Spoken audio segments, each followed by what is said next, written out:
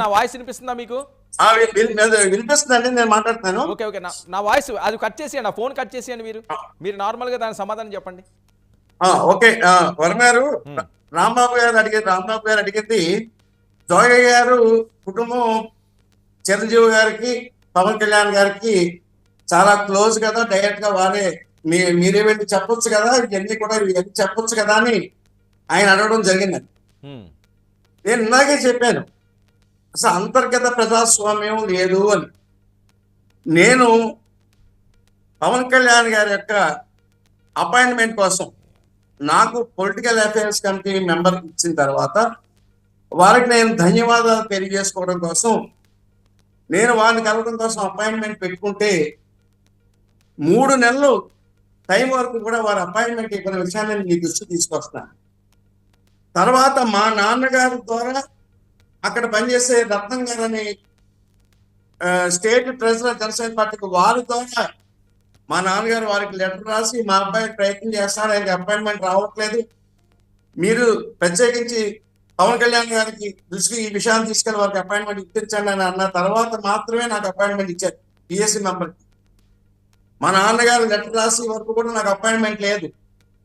ఏమండి, నేను చెప్పేది అది అంతర్గత ప్రజాస్వామ్యం లేదంటే ఒక పొలిటికల్ అఫైర్స్ కమిటీ మెంబర్ వచ్చి కలవడానికి కూడా 3 నెలల కాలం వెయిట్ చేయవలసి వచ్చిందంటే ఆ పార్టీ నడిపే విధానాన్ని అర్థం చేసుకోండి.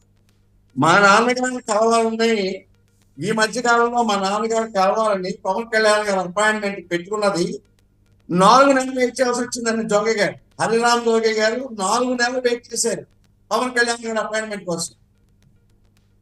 ఎన్నో ఉత్తరాలు రాశారు, ఎంతో మందితో కబుర్లు చేశారు. హరిప్రసాద్ అన్నయ్యకి ఎన్నోసార్లు చెప్పారు. అక్కడ రుక్మిణి గారు ఉంటారు, కోట రుక్మిణి గారు, ఆవిడకి ఎన్నోసార్లు మెసేజ్లు పెట్టడం జరిగింది. 4 నెలల టైం కూడా హరిరామ్ జోగే గారికి అపాయింట్మెంట్ ఇవ్వని పవన్ కళ్యాణ్ గారికి ఏ రకంగా మేము చెప్పాలి, ఏ రకంగా తెలియజేసే అవకాశం మాకు ఉందనేది దయచేసి మీరు రాంబాబు గారు కూడా అర్థం చేసుకోవాలి, మొత్తం జన సైనికులందరూ కూడా అర్థం చేసుకోవాలి. మీకే కాదు, నాకు కూడా చాలా అభిమానంతో, ఇష్టంతో, ప్రేమతోటే నేను పవన్ కళ్యాణ్ గారి దగ్గరికి వెళ్ళాను. అంటే పవన్ కళ్యాణ్ గారి దగ్గర ఉన్ననాడు నేను మంచివాడిని, ఆ పార్టీకి సేవ చేసిన 6 సంవత్సరాల్లో నేను మంచివాడిని, విభేదించి బయటకు వస్తే చెక్కటి ఆశించి బయటకు వస్తే. నేను చెప్తున్నాను సార్, రాంబాబు గారు కానీ ఇంకొకరు కానీ, మా ఇంట్లో మా కుటుంబంలో మేము చూడని పదవులు లేవు, మా నాన్నగారు చేయని పదవులు లేదు, మేము ఎంజాయ్ చేయని రాజకీయ జీవితం. ఏమండి, మాది జమీందారీ కుటుంబం, 500 ఎకరాలు ఈ రాజకీయాల కోసమే పాటు చేసుకున్న కుటుంబం మాది. ఏమండి, ఏ రోజు కూడా ₹1 కరప్షన్ లేని కుటుంబం మాది. ఇవాళ మా నాన్నగారు 50,000 రూపాయలు పెన్షన్ వస్తే దాంతో బతుకుతున్నారు. ఆయన ఉన్నది కూడా మా అన్నయ్య గారికి ఉన్నటువంటి ఆయన కొనుక్కున్నటువంటి ఒక ఫ్లాట్ లో ఉంటున్నారు మా నాన్నగారు. మేము ఆస్తులు సంపాదించుకోవాలి, కేవలం గౌరవం కోసం ఉంటాం, ఆలోచించుకుంటాం తప్పితే ఏదో సీట్ ఇవ్వలేదంటే మాకు సీట్ అనేది చాలా తృణప్రాయం అండి. ఒక ఎమ్మెల్యే సీటు, ఒక ఎంపీ సీట్ అనేది మా వ్యక్తిత్వానికి చాలా తృణప్రాయం. ఇది అర్థం చేసుకోవాలి. మేము గౌరవాన్ని కోరుకుంటాం తప్పితే సీట్లు కోరుకోవండి. మరి సీట్లు అయితే నేను 2018 వచ్చాను, 2019 సీట్లు నేను అడగలేదే. అడిగిన ఆఖరి నిమిషంలో కూడా గుండం నాగబాబు గారు అనే వారికి ఇస్తే మేము అందరం కూడా సహకరించాం.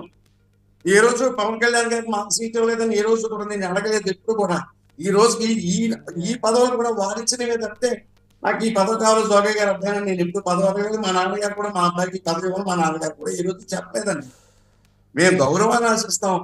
మేము ఉన్న చోట ప్రజాస్వామ్యబద్ధంగా ఉండాలి, ప్రజల కోసం పార్టీ నడవాలి, ప్రజల కోసం మాత్రమే పార్టీ నడవాలి. జనసేన పార్టీలో ఉన్న ప్రతి కార్యకర్తకి, ప్రతి నాయకుడికి తగ్గ విలువ, గౌరవం ఇవ్వాలని ఆశించడం తప్పితే పదవులు ఏదో సీటు ఇవ్వకపోతే బయటకు వచ్చేటనేది అసలు సీటు మేము అడిగితే కదండి. ఎవరు అడిగారు సీట్ అయింది? అసలు నేను ఎప్పుడు సీట్ అడగరా.